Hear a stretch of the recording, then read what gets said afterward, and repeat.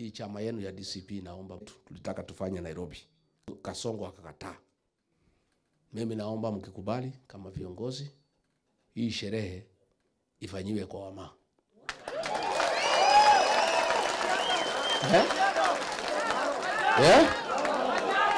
Mnakubali? Mnakubali? Mtafanya? Mmekubali? Asanteni sana. Sasa hiyo sherehe sasa kutafutwa kiwanja private, kwa sababu pia unajua tukifanyia kwa Wama, huyu Kasongo amezoea kututumia wahuni. Sasa kwa Wama kuna mtu anaweza haribu sherehe? Sasa DCP ni chama yenu, sherehe ni yenu, mkaribishe wageni na mulinde mkutano. Mtalinda mkutano. Kwa hivyo hao viongozi sasa nilitaka kuomba mmekubali na nimeshukuru. Tutafanya nafikiri tariki 7 mwezi huu wa Julai. So hao viongozi watafute a good venue mupange. Sisi ni wageni wenu. Your Excellency, in a special way, let me take this opportunity to thank you sincerely for taking the honor and the great opportunity not only to endear yourself to this community, but to recognize their presence in the land of Kenya. Ever since independence, or let me even say before independence of this country, the struggle for independence of this country, the mention of the name Masai has been synonymous with the word injustice. You have done justice to this community. We begin a journey to correct the very many injustices that has been done to our people, from development, from leadership, to giving them a voice in the national stage.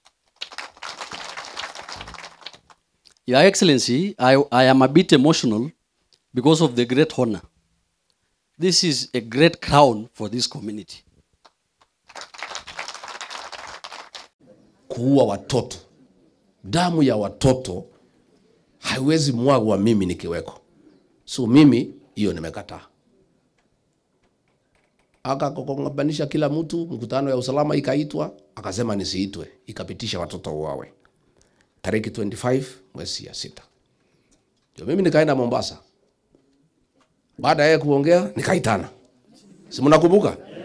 Na mimi ni naibu wake, kwa sababu mimi si muoga. Watu wakajaribu kuniambia hapana, wewe kama rais ameongea usiongee, lakini nikasema ili ameongea sikubaliani naye. Lazima mimi kama kiongozi nitoe mwelekeo. Mimi nikaita TV nikasema hiyo maneno nimekataa. Hiyo watoto hapana wahuni. Hawa ni watoto wangu. Those are my sons and daughters. And they have a right to be heard. And I disagree with what William Ruto has done.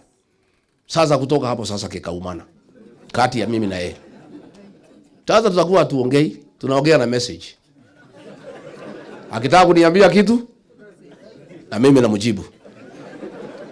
Tukiwa mkutano yeye akinitukana, mimi namtukana. Si ndio? Sasa tena mimi nikamkatisha chini. Hapo mbeleni ameanza mambo ya Moi ya kugawanya jamii yangu. Yeye ameunda jama kugawanya Wameru na Waembu, anawaambia hao nyinyi ni Mount Kenya East. Hao wa Kikuyu ni Mount Kenya West. Sasa mimi nikaona hatari. Kura yetu inakuanga na nguvu ikiwa chodomo. Sasa nikaona huyu jamaa vile anaendelea, nikamkatisha chini. Nikamwambia wachana na hii maneno, sitakubali. Usijaribu kugawanya sisi. Akaendelea. Akatoka hapo anaita vijana na wapatia pesa. Chukua ndege na pesa ya Maharambe 5 million, sunguka pigana na huyu Rigiji. Anaita kijana kutoka Murang'a, anamwambia wewe ndio utakuwa rais 2027. Kijana kichwa yake inaharibika, anaanza kuzunguka. Anaenda Kirinyaga, anatafuta mama hapo governor, anamwambia wewe ndio utakuwa rais, kichwa yake inaharibika. Nasikia? Anaenda Nakuru, anatafuta governor, wewe ndio utakuwa rais, kichwa yake inaharibika. Hii urais ana promise watu zaidi ya 10. Na kuwapatia pesa na ndege wazungu ndio haribu uhusiano ya watu ya mlima. Mimi nikamkatisha chini. Kamwambia wewe, hao watu ya mlima hawapendi usaliti. Wewe ulifaidika kwa sababu hawataki usaliti. Walipoona kama Uhuru Kenyatta anakusaliti na wewe si mtoto wao, wakapiga mtoto wao Uhuru Kenyatta wasimame na wewe kwa sababu ya usaliti. Wewe ukisaliti mimi na hii jamii, watakuumiza mara 100 vile waliumiza Uhuru Kenyatta. Nasema bana, mimi bwana wewe, nimekuwa hapa 35 years.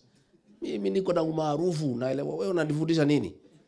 Mimi najua hii Kenya. Nikamwambia Kenya unajua, mimi sijui Kenya, lakini mlima mimi najua. Mimi na wewe nakumbuka tulikuwa Ilasit. Na mzee Hoye ako hapa. Ako hapi mzee? Mzee Hoye ako hapa. Nilikuwa Ilasit mimi na wewe na President Ruto. Mzee Hoye, wacha niseme ya Kimasai Hoye ya Kimasai na Mheshimiwa Ruto. Akatuambia nikiingia tu hivi barabara hii ya Ilasit itafika mara moja wapi? Itafika wapi? Taveta. Watu wa Loitoktok. Imefika? Imefika? Your Excellency, nikakuja na wewe hapo Bisil. Mimi na wewe na Kasongo. Akasimama akasema barabara itatoka pale pale Mbirikani, ipite sijui itokea hapa Bisil, ipate Torosei, ifike Magadi, ifike wapi? Mpaka Narok. Hiyo barabara iko? Kuna dalili ya hiyo barabara? Iko? Your Excellency, unakumbuka vizuri tulishuka, tulitoka na wewe tukatoka Kimana, tukashuka pale Kitengela na boss Kasongo yuko.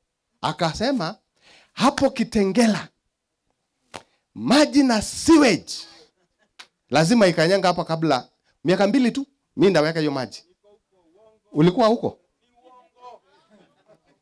Your Excellency, watu wa Kitengela wanaongoja maji ya Kasongo na damu. Juzi tu wewe ukamlete hapo karibu na Ngong, Rongai. Mheshimiwa Ngogoi, unaelewa? What Koredo, my brother from Seki family. Wewe si ulikuwa hapo? Huyu ndugu ni ndugu yangu na anakaa hapo Lolua. Akakuja hapo akasema in the next 4 months 4 months nitamaliza barabara ya kilomita 54 ama ni 65 kilometers. Akafanya 2. Contractor akarudi. Akasema mambo ya water and sewerage ya Ndakaini itakuja Kajiado North. Your Excellency, mimi nikaona nimechoka na hii uongo. So hata hii vote ilipokuja tayari nilikuwa nimechoka. Your Excellency, nikasema no to protest over lies.